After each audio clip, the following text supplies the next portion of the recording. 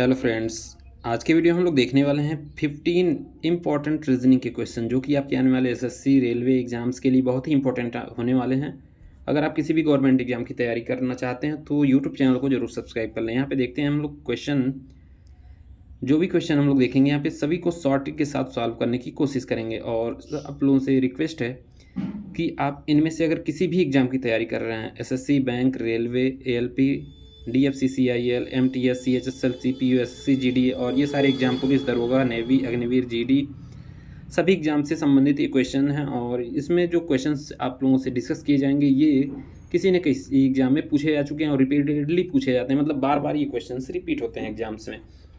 और क्वेश्चंस को सबसे पहले आप खुद से सॉल्व करने की कोशिश करेंगे, क्योंकि आप जितना ही अपने से प्रैक्टिस करेंगे या प्रयास करेंगे वही आपको बहुत ही महत्वपूर्ण होने वाला है एग्ज़ाम टाइम में। आपका टाइम मैनेजमेंट इंपॉर्टेंट है।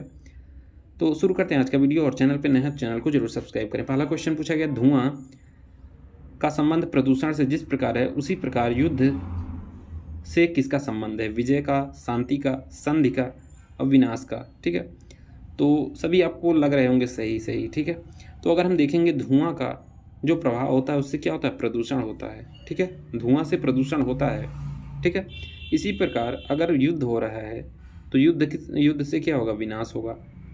या तो जीतने वाले का, हारने वाले का, कोई इसमें मैटर नहीं है, दोनों का विनाश होने वाला। दोनों तरफ से कुछ नहीं कुछ लोग जो है मरने वाले हैं, कुछ ना कुछ विनाश होने वाला है। तो करेक्ट आंसर इस क्वेश्चन का आपका क्या हो जाएगा? डी, विनाश होने वाला है। ठीक है, तो यानी युद्ध का संबंध किससे? विनाश से हो जाएगा। अब क्वेश्चन नंबर 2 देख लेते हैं। यहाँ पे आपसे श्रृंखला को पूरा करें, क्या कह रहा है? श्रृंखला को पूरा करें। आप कैसे पूरा करेंगे देखते हैं, क्या पैटर्न फॉलो किया जा रहा है इस श्रृंखला में।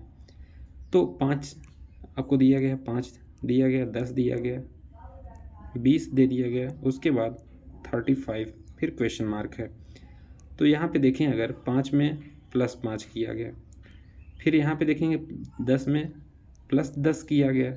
ठीक है, अब 20 से 35 हो जा रहा है, इसमें क्या जोड़ा गया? तो जोड़ा जाएगा 15।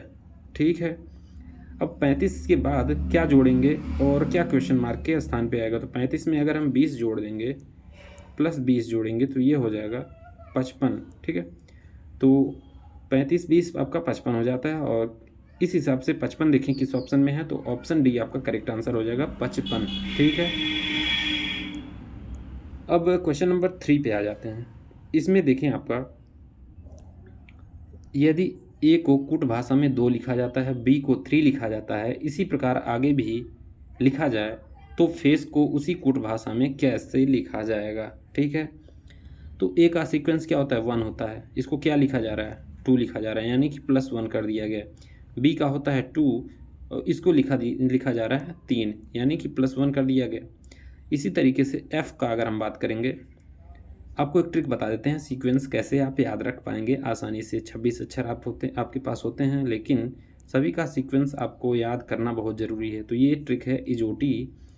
इजोटी हो जाएगा तो ये हो जाएगा 5, ये 10, ये 15, ये 20, ये 25। ठीक है, ये आपका इजोटी एक ट्रिक होता है। एक होता है आपका सिफिलोरेक्स, CFILORUX, सिफिलोरेक्स को कैसे?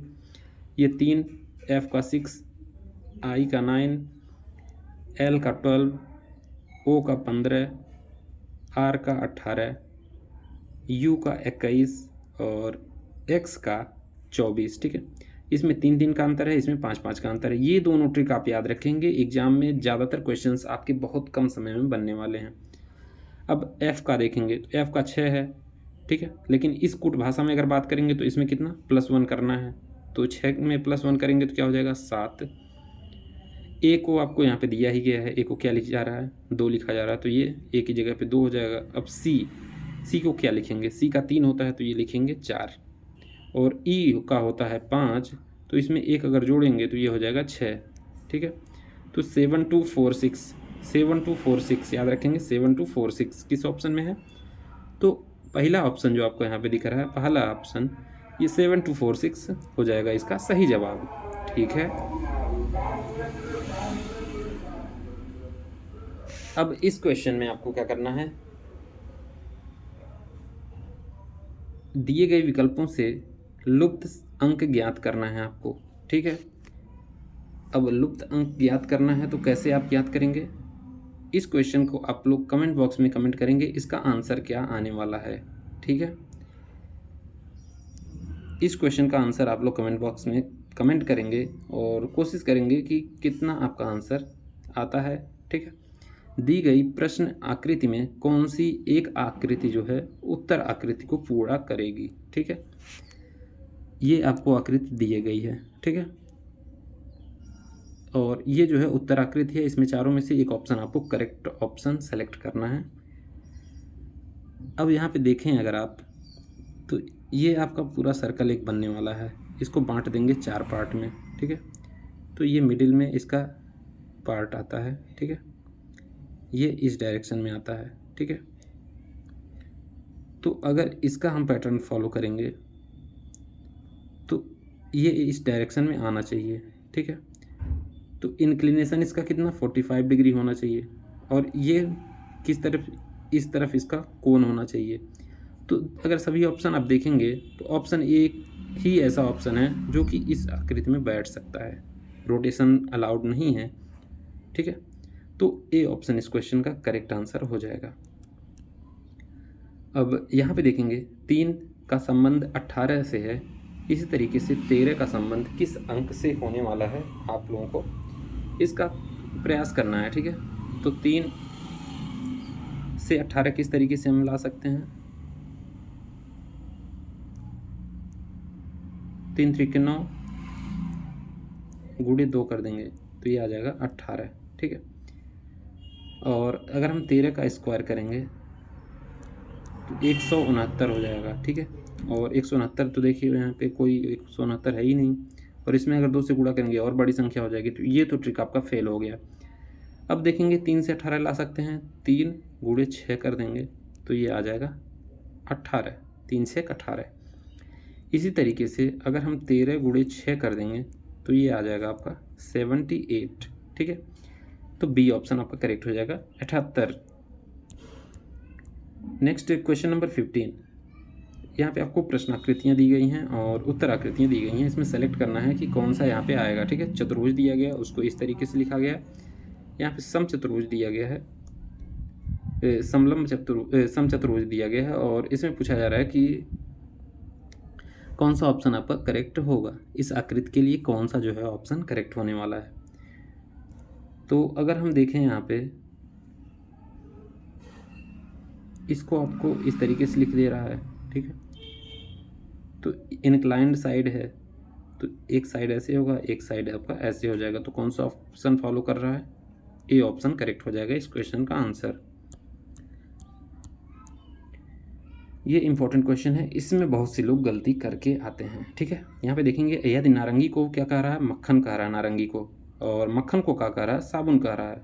ठीक है, साबुन को क्या कहा जा रहा है? स्याही कहा जा रहा है, और स्याही के लिए शहद शब्द का प्रयोग किया जा रहा है, स्याही को शहद कह दे रहा है, और शहद को क्या कह रहा है? नारंगी।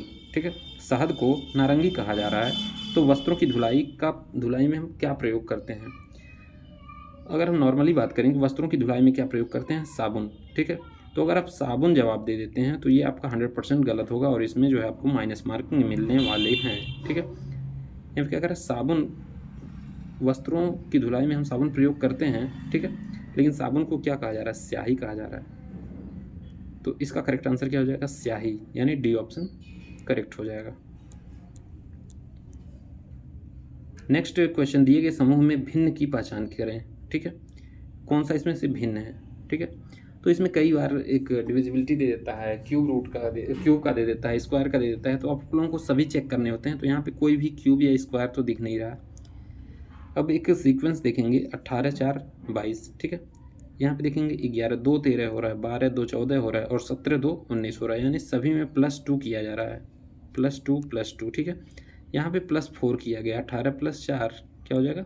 22। तो ये जो है भिन्न है, यानी कि ऑप्शन ए करेक्ट हो जाएगा। पहला ऑप्शन इस क्वेश्चन का सही जवाब होगा। अब यहाँ पे पेपर कटिंग पेपर फोल्डिंग का क्वेश्चन है। ठीक है, ये जो है आपका ओरिजिनल आकृति ये है। ठीक, इसको आधा फोल्ड किया गया, आधे पे फोल्ड कर दिया गया, इसको फिर क्वार्टरली यानी कि 4 पार्ट में इसको मोड़ दिया गया। उसके बाद ये कॉर्नर इसका काट लिया जाता है, ठीक है। क्या कर दिया गया, इसको फोल्ड करके ये जो है कॉर्नर आपका काट लिया जाता है। तो जब हम इस पेपर को ओपन करेंगे तो ये जो क्वार्टर कटा है ये सब में एक होल क्रिएट कर देगा, और ये होल कौन सा होगा, सर्कुलर होगा, ठीक है। तो इसमें सर्कुलर होल केवल एक ही में दिया गया है, यानी कि सी ऑप्शन इस क्वेश्चन का करेक्ट आंसर हो जाएगा। सी ऑप्शन आपका सही जवाब होने वाला है इस सवाल का। अब इस टाइप के क्वेश्चन आपके एग्जाम में पूछे जाते हैं वेन डायग्राम से रिलेटेड, और यहाँ पे देखेंगे कि त्रिभुज क्या है, निजी क्षेत्र को दर्शाता है, आयत जो है सरकारी क्षेत्र को दर्शाता है, और अर्ध सरकारी क्षेत्र को कौन सा, सर्कल दर्शाता है, ठीक है। क्वेश्चन क्या पूछा जा रहा है कि ऐसा क्षेत्र जो केवल निजी क्षेत्र को दर्शाता है, निम्नलिखित में से कौन से अंक के द्वारा उस क्षेत्र को निरूपित किया गया है, ठीक है। जो केवल और केवल क्या, निजी क्षेत्र को दर्शाता है, ठीक है। तो निजी क्षेत्र को कौन सा अंक दर्शाता है, तो 3 जो है ये यहाँ पे देखेंगे निजी क्षेत्र है, तो केवल निजी क्षेत्र कौन है, 3, ठीक है। तो डी ऑप्शन करेक्ट हो जाएगा 3, ठीक है। नेक्स्ट क्वेश्चन की बात करें कि ऐसा क्षेत्र जो कि अर्ध सरकारी एवं सरकारी दोनों क्षेत्रों को प्रदर्शित करता है, तो ये आपका अर्ध सरकारी है, ये है सरकारी। अब इन दोनों में कॉमन जो एरिया है ये है 4, और 4 के लिए ऑप्शन सी करेक्ट हो जाएगा 4, ठीक है। ऑप्शन सी इसका सही जवाब हो जाएगा 4। नेक्स्ट क्वेश्चन की बात करें तो यहाँ पे देखें दिए गए समीकरण को संतुलित करने तथा स्टार चिन्हों के स्थान पर प्रतिस्थापित करने के लिए गणितीय चिन्हों का सही क्रम समूह जो है आपको चुनना है। तो यहाँ पे आपको सभी को पुट कर करके चेक करना पड़ेगा, ठीक है। ये एक टाइप के क्वेश्चन है जिसमें आपको टाइम लगता है, तो कोशिश करना एग्जाम में इन क्वेश्चंस को लास्ट में ही करना। तो यहाँ पे देखें अगर 16, पहले ऑप्शन से चेक करेंगे, 16 + 4, फिर डिविजिबल 5 बराबर 9 × 1, तो 4 में 5 से भाग करेंगे तो कभी भी 9 तो आने वाला है नहीं, ठीक है। अब बी ऑप्शन पे आएंगे, 16 भागा 4 + 5 बराबर 9 × 1, ठीक है। तो 16 में अगर 4 से हम भाग देंगे तो ये आएगा 4, फिर +5 बराबर 9, ठीक है। अब यहाँ से देखेंगे तो 9 बराबर 9 आपका आ गया, यानी कि बी ऑप्शन इस क्वेश्चन का करेक्ट आंसर हो गया, ठीक है।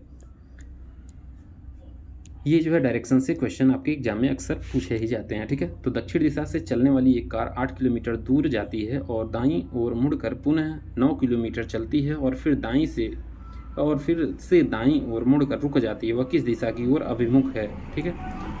तो सबसे पहले आपको डायरेक्शन जान लेना जरूरी है। कभी भी आप इस टाइप के क्वेश्चन सॉल्व करेंगे तो किस डायरेक्शन में किसको मानना है, तो अगर हम बात करेंगे ईस्ट की तो इधर हम मानेंगे ईस्ट, ये होगा आपका वेस्ट, ये आपका पूर्व होने वाला है, ये पश्चिम होगा, ये होगा नॉर्थ यानी कि उत्तर की दिशा ये होने वाली है, और दक्षिण की दिशा आपकी ये साउथ यानी कि दक्षिण की दिशा मानी जाएगी। अब क्वेश्चन देखते हैं, क्या कह रहा है कि दक्षिण दिशा से चलने वाली एक कार, यानी कि दक्षिण दिशा में ये आपका दक्षिण है, ये उत्तर है, तो ये दक्षिण दिशा में एक कार जा रही है, ठीक है। 8 किलोमीटर जाती है, ये 8 किलोमीटर गई, उसके बाद ये दाईं ओर मुड़ जाती है, ठीक है। तो दाईं ओर मुड़ेगी तो ये हो जाएगा, ठीक है। दाईं ओर मुड़कर कितना 9 किलोमीटर चलती है, और फिर से वो दाईं ओर मुड़ती है, तो ये इधर चली, फिर 9 किलोमीटर चली, फिर दाईं ओर मुड़ जाती है, और दाईं ओर मुड़ के रुक जाती है, ठीक है। तो दाईं ओर मुड़ के यहीं पे रुक जा रही है, लेकिन दाईं ओर मुड़ी तो यानी कि दिशा इसका क्या हो गया, उत्तर, ठीक है। अब वह किस दिशा की ओर अभिमुख है, यानी कि उत्तर की दिशा और अभिमुख है, यानी बी ऑप्शन करेक्ट हो जाएगा, उत्तर की दिशा में है, ठीक है। यदि किसी सांकेतिक भाषा में गेट को 5 स्टार $3 और टूर को लिखा जाता है 328%, तो URGE को उसी भाषा में कैसे लिखा जाएगा, ठीक है। तो यहाँ पे अगर हम जी की बात करें, अब यहाँ पे देखेंगे यू को क्या लिखा जा रहा है, 3 लिखा गया है, तो सबसे पहले 3 आ जाएगा, ठीक है। तो अगर इससे देखें तो ऑप्शन ए आपका करेक्ट हो जाएगा, लेकिन अब सभी को हम चेक करके आपको बताएंगे किस तरीके से आपका क्वेश्चन सॉल्व होने वाला है। तो आर की बात करें तो आर के लिए डॉलर का इस्तेमाल हो रहा है, एक सेकेंड, सॉरी ये मिस्टेक हो गया, यहाँ पे देखेंगे अगर गेट को लिखा जा रहा है 5 स्टार $3, ठीक है, और टूर को लिखा जा रहा है 328%, ठीक है। तो यू के लिए आपका क्या इस्तेमाल किया गया है, यू के लिए 8 का इस्तेमाल किया गया है, ठीक है, यू के लिए 8 का। आर के लिए बात करें तो परसेंटेज का, ठीक है, आर के लिए परसेंटेज का।